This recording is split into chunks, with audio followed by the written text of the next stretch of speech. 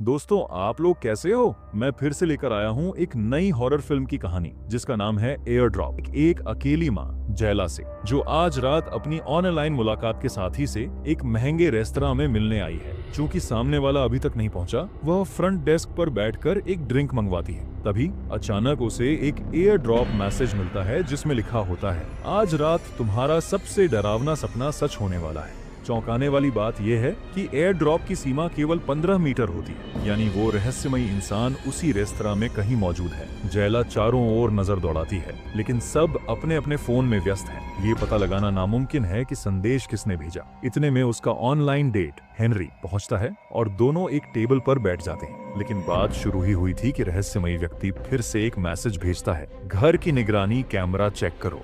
जैला चुपचाप अपने mobile app से घर का सीसीटीवी देखती है तो दंग रह जाती है। उसके घर के अंदर एक हथियार बंद अपराधी खड़ा है और उस वक्त घर में उसकी बहन और बेटा भी मौजूद है। जैला तुरंत पुलिस को बुलाना चाहती है, लेकिन अगला संदेश आता है, तुम जो कुछ भी मोबाइल पर कर रही हो मुझे सब दिख रहा। अगर पुलिस को खबर की या रेस्तरां से बाहर निकली तो तुम्हारा बेटा मारा जाएगा। डरी सहमी जैला वॉशरूम जाती है और वहाँ मेकअप कर रही 3 लड़कियों से मदद मांगती है, लेकिन लगता है रहस्यमयी व्यक्ति हर जगह मौजूद है, जैसे वो उसकी हर हरकत देख पा रहा हो। जैला इधर उधर खोजबीन करती है और वाकई एक जासूसी उपकरण ढूंढ निकालती है। मजबूरन उसे वापस टेबल पर लौटना पड़ता है। कुछ देर बाद उसे पता चलता है कि उनकी टेबल पर भी एक माइक्रोफोन लगा हुआ है। वो हेनरी से पूछती है कि वह असल में कौन है। रहस्यमयी व्यक्ति तुरंत जवाब देता है, मैं वेटर भी हो सकता हूँ, तुम्हारे पीछे बैठा टेक्नीशियन भी, या वो गुलाबी कपड़ों वाली औरत भी। हेनरी को जैला की बेचैनी समझ नहीं आती। वह सोचता है कि शायद जैला को वह पसंद नहीं आया। जैला बहाना बनाती है कि उसे खिड़की के पास बैठना अच्छा नहीं लगता, इसीलिए टेबल बदलने को कहती है। हेनरी वेटर को बुला लेता है, लेकिन तभी एक और चेतावनी आती है, अगर टेबल बदली तो तुम्हारा बेटा नहीं बचेगा। अब जैला कुछ समझ नहीं पा रही। तभी नया आदेश आता है, हेनरी के कैमरे से मेमोरी कार्ड चुरा लो। कैसे? ये तुम्हें खुद सोचना होगा। हेनरी के ऑर्डर देने के दौरान जैला चालाकी से अपनी घड़ी खोलकर बैग में डाल देती है और कहती है कि घड़ी खो गई है। हेनरी उसकी मदद करने फ्रंट डेस्क चला जाता है। इसी बीच जैला कैमरा निकालती है। कैमरे में मेयर की तस्वीरें और उसके भ्रष्टाचार के सबूत होते हैं। हेनरी भी कोई मामूली आदमी नहीं। जैला जल्दी से मेमोरी कार्ड निकालती है और वॉशरूम जाने का बहाना बनाकर कार्ड को नष्ट कर देती है, जैसा कि आदेश मिला था। लेकिन बात यहीं खत्म नहीं होती। अब उसे एक टिश्यू बॉक्स खोलने को कहा जाता है जिसमें एक जहर की बोतल छुपी होती है। आदेश होता है, हेनरी की ड्रिंक में ये जहर मिला दो। जैला को हेनरी बुरा इंसान नहीं लगता, वो उसे मारना नहीं चाहती। वह रिसेप्शन काउंटर पर जाकर कैमरे देखने की कोशिश करती है। वहाँ उसे एक आदमी नजर आता है जो शुरू से मोबाइल में ही घुसा है। यह जगह तो कपल्स के लिए है, वह अकेला क्यों है? जैला उससे जाकर पूछताछ करती है, लेकिन वह आदमी कहता है कि वह अपनी लेट आने वाली बहन का इंतजार कर रहा है। जैला के पास सबूत नहीं होता, इसलिए कुछ कर नहीं पाती। लेकिन जैसे ही वह मुड़ती है,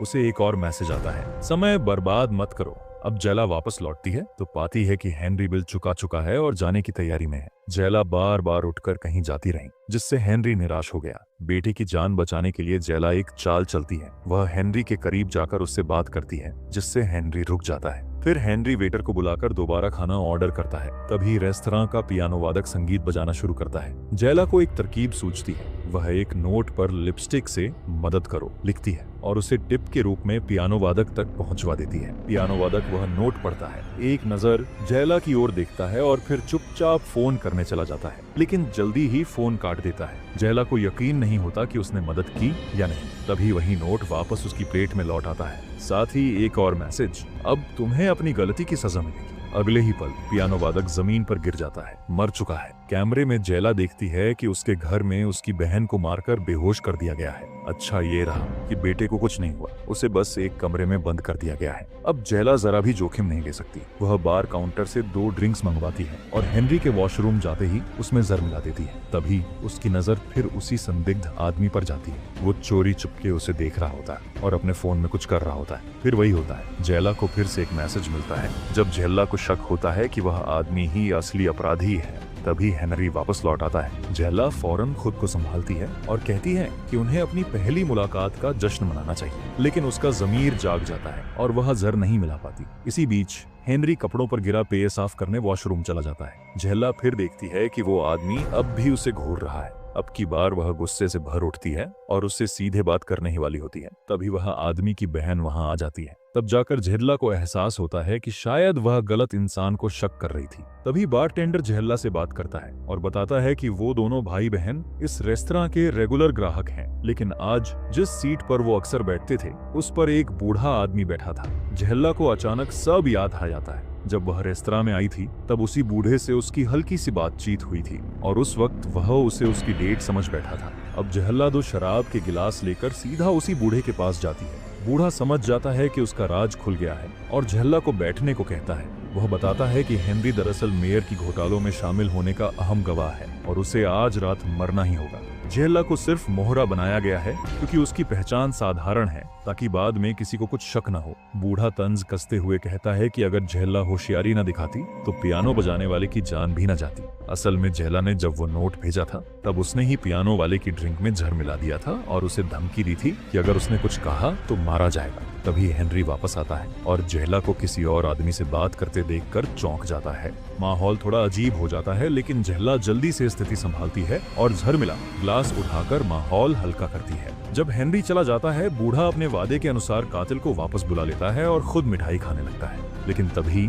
जेहला हल्की सी हंसी हंसती है। बूढ़ा चौंक जाता है और गुस्से में पिस्तौल निकालकर उस पर तान देता है। तभी हेनरी अचानक प्रकट होकर गोली अपने ऊपर ले लेता है और रेस्तरां में अफरा तफरी मच जाती है। बूढ़ा जान जाता है कि वह अब ज्यादा जिंदा नहीं रहेगा, इसलिए जेहला को भी मारकर खुद को खत्म करने की कोशिश करता है, लेकिन ऐन मौके पर बारटेंडर आकर मदद करता है। बूढ़ा मरने से पहले हुक्म देता है कि जेहला के बेटे को मार दिया जाए। जेहला देखती है कि घर में लगे सीसीटीवी में शीशा टूटने ही वाला है, तो वह मेकअप बॉक्स उठाकर स्क्रीन पर दे मारती है। बूढ़ा खिड़की से नीचे गिरकर मर जाता है, लेकिन जेहला भी खतरे में पड़ जाती है। सौभाग्य से जैसे ही पर्दा टूटता है, हेनरी गोली लगने के बावजूद उसे पकड़ लेता है और ऊपर खींच लाता है। जेहला को तुरंत घर भागना होता है, इसलिए वह हेनरी को छोड़कर निकल जाती है। घर पहुंचती है तो देखती है कि कातिल वापस आ चुका है और उसकी बहन को गोली मार दी है। घर तबाह हो चुका है। जेहला किचन से चाकू उठाकर कातिल पर झपटती है, लेकिन वह उसके सामने टिक नहीं पाती। तभी एक खिलौना गाड़ी हाथ में गिरी पिस्तौल को खींचते हुए आती है। असल में उसका बेटा गाड़ी चला रहा होता है और इस तरह वह जेहला की जान बचा लेता है। आखिरकार